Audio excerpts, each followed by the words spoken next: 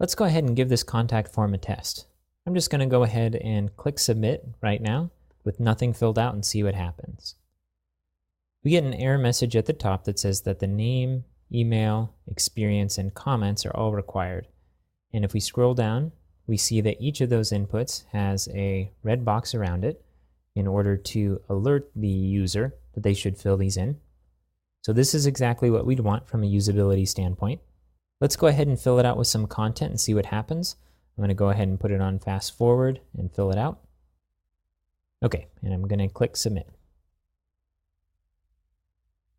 So we get a little message that says, "Thank you, your submission has been received," and we can go back to the form.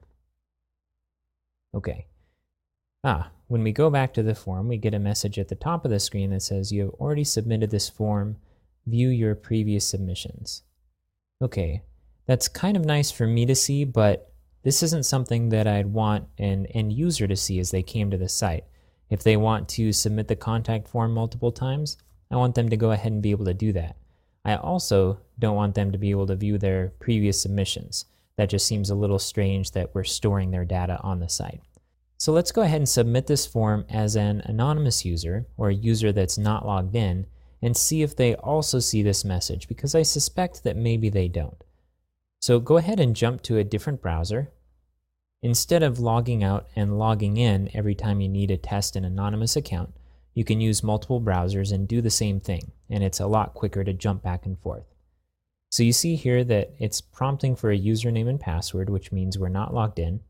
So let's go ahead and click the Contact tab, and let's go ahead and fill this out with just some gobbledygook. I'm going to fill in all of the required inputs, and I'm going to click Submit. Okay, so we get the same message here, and let's go ahead and click Go Back to the Form and see if we see the other message. Okay, this area up top is empty. Perfect. So this must be something that has to do with being a logged in user, and we'll look at what exactly it would be in a little bit.